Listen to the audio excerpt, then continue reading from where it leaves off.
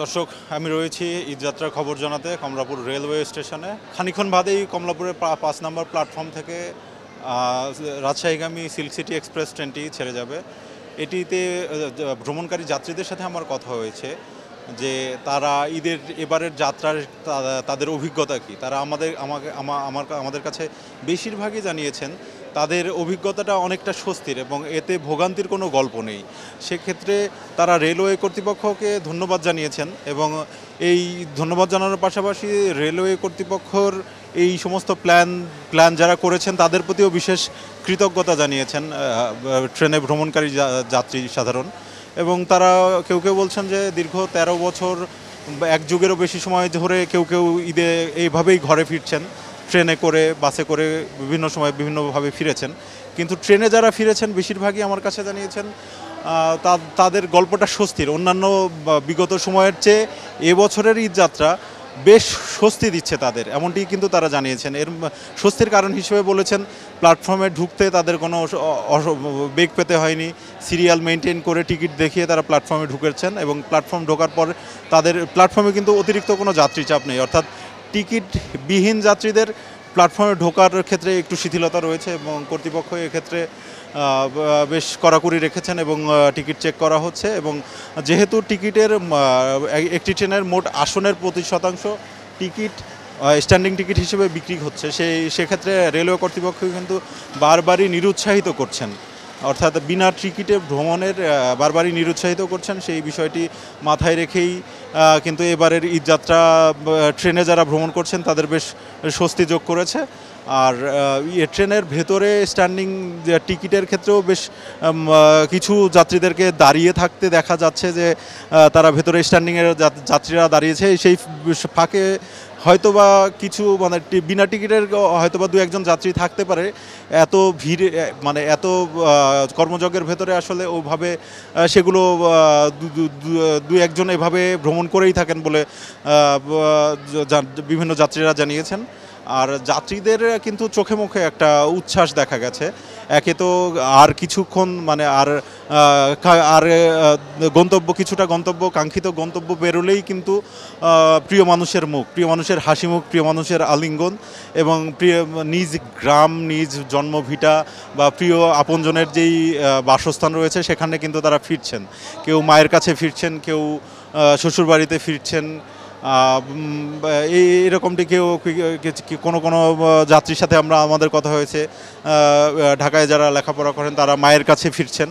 তো তাদের চোখে মুখে কিন্তু বেশ একটা আবেগের ছাপ দেখা গিয়েছে, যে তারা বলছেন যে তারা প্রতিবারই বাড়ি ফেরেন, কিন্তু ঈদের সময় বাড়ি ফেরাটা তাদের ভেতরে আলাদা একটা ইমোশন কাজ করে বা আলাদা একটা আবেগ কাজ করে, যেটির কারণেই কিন্তু তাদের কাছে এটা ঈদযাত্রা বলে মনে হয়, যেটিকে তারা কেউ কেউ আনন্দ যাত্রা বলেও বলছেন। আর ঈদযাত্রার সব কিছু মিলে সকালবেলা থেকে কমলাপুর স্টেশনের কথা যদি আমি বলি তাহলে সকালবেলা একদম ভোরের বেলার যে ট্রেনগুলো ছেড়ে গেছে ঢাকা থেকে বিভিন্ন অভিমুখী, রাজশাহী, সিলেট, জয়পুরহাট, তারপরে খুলনা, চট্টগ্রাম, এই সমস্ত অঞ্চলে যেই সব ট্রেনগুলো ছেড়ে গিয়েছে একদম সকালবেলার ট্রেনগুলোতে কিছুটা যাত্রী চাপ ছিল। এরপরে আমরা যেটি খেয়াল করেছি বা যেটি দেখা গেছে যে বেলা 10টা, 10:30টার পর থেকে 10:30, 11টার পর থেকে 1:30টা পর্যন্ত স্টেশনে কিন্তু সেরকম যাত্রী চাপ ছিল না বলেই বলা যায়। আমি স্টেশনের প্ল্যাটফর্মগুলো ঘুরে দেখেছিলাম সে সময় আমরা দেখেছিলাম যে প্ল্যাটফর্মগুলোতে এটি যে ঈদের সময়কার স্টেশন সেটি কিন্তু আন্দাজই করা যাচ্ছিল না যে এত ফাঁকা ছিল প্ল্যাটফর্ম।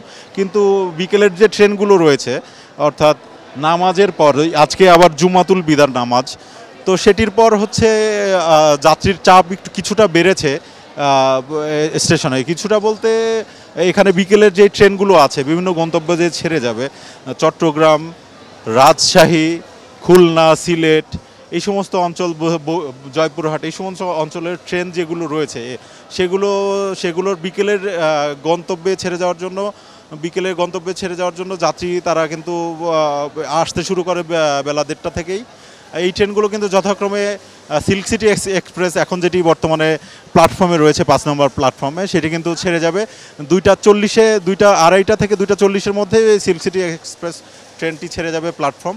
এরপরে যেই ট্রেনগুলো রয়েছে এরপরে যে ট্রেনগুলো রয়েছে সেগুলোর মধ্যে সিলেটের ট্রেন রয়েছে, তারপরে রয়েছে আমাদের সিলেটের ট্রেন রয়েছে চট্টলা এক্সপ্রেস, তারপরে Narayanganj commuter train, Kalni express, Madhumati express, উপকূল এক্সপ্রেস। এছাড়াও কিন্তু ঈদের যেই ঈদ স্পেশাল ট্রেনগুলো ছিল, যেই ট্রেনগুলো ছিল সেগুলো কিন্তু যথাসময়ে ছেড়ে যাচ্ছে।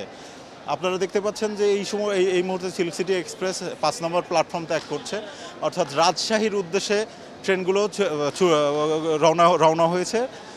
আর সব কিছু মিলে এবারের ঈদযাত্রা আসলে বলাই যায় যে বেশ স্বস্তির।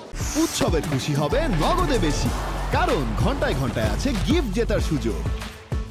আর শেষ মুহূর্তে যেই যাত্রীগুলো এসেছেন, অর্থাৎ একদমই ট্রেন ছাড়বার একটু আগে এসেছেন, তারা কিন্তু এখন দেখা যাচ্ছে যে এই যে ট্রেনের দরজায় হুড়োহুড়ি করে একটু ওঠার চেষ্টা করছেন। এটির ক্ষেত্রে আমি কয়েকজন যাত্রীর সাথে কথা বলেছিলাম, যেহেতু টিকিটের সিস্টেম রয়েছে বা টিকিট ছাড়া যাত্রী ভ্রমণে নিষেধাজ্ঞা রয়েছে, নিরুৎসাহিত করছেন। এমন পরিস্থিতিতে এরকম কেন হচ্ছে, বা এই যে হুড়োহুড়ি ট্রেন থামলেই কিন্তু সেখান থেকে যাত্রী নামুক না নামুক ট্রেন উঠবার কিন্তু একটা তারা আমরা যাত্রীদের ভেতরে লক্ষ্য করেছি। অন্যান্য যাত্রীদের সাথে কথা বলেছিলাম যে এটি আসলে কেন হচ্ছে। তারা আমাদেরকে যেমনটি জানিয়েছিল যে এটি আসলে আমাদের অভ্যাসে পরিণত হয়েছে। মানে আমার কাছে কয়েকজন যাত্রী বলেছে যে এটি আসলে আমাদের দীর্ঘদিনের অভ্যাসে পরিণত হয়েছে, এবং উদাহরণ হিসেবে বলেছে যে প্ল্যাটফর্মে ঢোকার ক্ষেত্রে টিকিটের যেই বিধিনিষেধ রয়েছে, যে বিনা টিকিটে প্ল্যাটফর্মে ঢোকা যাবে না, বা ট্রেন ভ্রমণ বা স্টেশনে ঢোকার ক্ষেত্রে যেই শিথিলতা রয়েছে, সেটি উল্লেখ করে তারা বলছেন যে এমন যদি আমাদের আসলে কিছুটা দেখিয়ে দিলে আমাদের সব নিয়ম কানুন সব কিছুই সুষ্ঠু মতো যাত্রী সকল মেনে চলতে উৎসাহী হন বলেও বলেছেন কেউ। সেক্ষেত্রে বর্তমান পরিস্থিতিতে রেলের যেই চিত্র আমরা দেখতে পেয়েছি, যেই স্বস্তির চিত্র এবং যাত্রীর কণ্ঠে যেই স্বস্তির আওয়াজ বা স্বস্তির যে সুর আমরা শুনতে পেয়েছি, সেটি আসলেই আশা জাগানিয়া একটা ব্যাপার। যে ঈদে কোনো যাত্রী 12-13 বছর ধরে তারা বাড়ি ফিরছেন, দীর্ঘ সময়ে বাড়ি ফিরছেন কর্মের কারণে। ঢাকায় যারা অবস্থান করেছেন বিভিন্ন এলাকার মানুষজন, তারা কিন্তু বাড়ি ফিরছেন দীর্ঘ সময় ধরে। তো সেক্ষেত্রে তারা বিভিন্ন সময়ে গেল বছর বা এর আগের বছর, তার আগের বছর, বিগত সময়গুলোতে তাদের একটা অভিযোগের সুর আমরা এবারও লক্ষ্য করেছি যে আগে আমাদের অনেক ভোগান্তির মধ্যে দিয়ে যেতে হতো বলে যাত্রীরা জানিয়েছেন। তবে এবারের ভোগান্তির চিত্র পুরোটাই উল্টো, মানে সবগুলো ট্রেন ঠিক সময় ছেড়ে যাচ্ছে, আসনের যাত্রী আসনেই বসে যাচ্ছে। আর স্ট্যান্ডিংয়ের জন্য যে 25% টিকিট দেওয়া হচ্ছে, সেটি কিন্তু যাত্রা শুরুর 2 ঘন্টা আগে টিকিট এসে সংগ্রহ করে সেক্ষেত্রে ভ্রমণ করা যাচ্ছে। অর্থাৎ এদের বেশিরভাগ যারা স্ট্যান্ডিং টিকিটে ভ্রমণ করছেন, তাদের সাথে আমার কথা হয়েছিল। স্ট্যান্ডিং টিকিট যখন নেয় কাউন্টারে, তাদের সাথে আমার কথা হয়েছিল যে স্ট্যান্ডিং টিকিটে একটা দীর্ঘ ভ্রমণ করা, সেক্ষেত্রে তারা জানিয়েছিলেন যে তাদের বেশিরভাগই আসলে বাসে যাতায়াত করতে, তাদের মোশন সিকনেস বা বাসে যাতায়াত করতে তারা একটু অসুস্থ হয়ে পড়েন, যার কারণে ট্রেনটি কিন্তু মানে যাত্রার জন্য প্রধান বাহন হিসেবে তাদের পছন্দের। এটি অনেক স্বস্তি এবং এটিতে মানে ঝক্কি ঝামেলা অনেকখানি কম, এবং দুর্ঘটনার ব্যাপারটিও বলেছে যে বাসে বা অন্যান্য যানবাহনে যদি যেতে হয়, সেক্ষেত্রে একটা আশঙ্কার ভেতর দিয়ে যেতে হয় যে এটি আসলে দুর্ঘটনা ঘটতেও পারে, বা এমন দুর্ঘটনার সম্মুখীন যদি হয়, এমন সব প্রশ্ন বা এমন সব কৌতূহল মনে চেপেই কিন্তু কেউ আসছেন, এবং তারা কমলাপুর রেলওয়ে স্টেশনে এসে তারা কিন্তু এই ট্রেনেই ভ্রমণ করেন। আর এবারের ঈদযাত্রার সকাল থেকে এখন পর্যন্ত চিত্র দেখে আমার কাছে মনে হয়েছে, এবং যাত্রীদের সাথে কথা বলে যাত্রীদের অবজার্ভ করে তাদের বেশিরভাগের সাথেই কথা হয়েছে। তো সেক্ষেত্রে তারা সব কিছু মিলিয়ে যদি বলতে চাই যে এবারের ঈদযাত্রা যেন একটু বেশি স্বস্তির, এবং এজন্য কিন্তু সাধারণ যাত্রী সকল, রেলওয়ে কর্তৃপক্ষ এবং যারা এই উদ্যোগটি নিয়েছেন যে রেলের যাত্রা স্বস্তি দেওয়ার জন্য যাত্রী সাধারণকে, তাদের প্রতি কিন্তু বিশেষ কৃতজ্ঞতা ও ধন্যবাদ জানিয়েছেন রেলে ভ্রমণকারী যাত্রীরা। তো এই ছিল আসলে কমলাপুর রেলওয়ে স্টেশন থেকে এখন পর্যন্ত সর্বশেষ তথ্য। আর আরেকটি বিষয় জানিয়ে রাখি, সেটি হচ্ছে যে ফিরতি টিকিট ইতিমধ্যেই কিন্তু আজকে ফিরতি টিকিট বিক্রি শুরু হয়েছে। ফিরতি টিকিট বিক্রি শুরু হয়েছে, অর্থাৎ 7 এপ্রিলের ফিরতি টিকিট কিন্তু আজকে থেকেই কাটতে পারছেন বিভিন্ন সব যারা ঢাকা বা অন্যান্য গন্তব্যে যেতে চান। ফিরতি টিকিট হিসেবে যেই যাত্রাটি, সেটির টিকিট কিন্তু সংগ্রহ করা যাচ্ছে। আর আরেকটি বিষয় হচ্ছে রেলওয়ে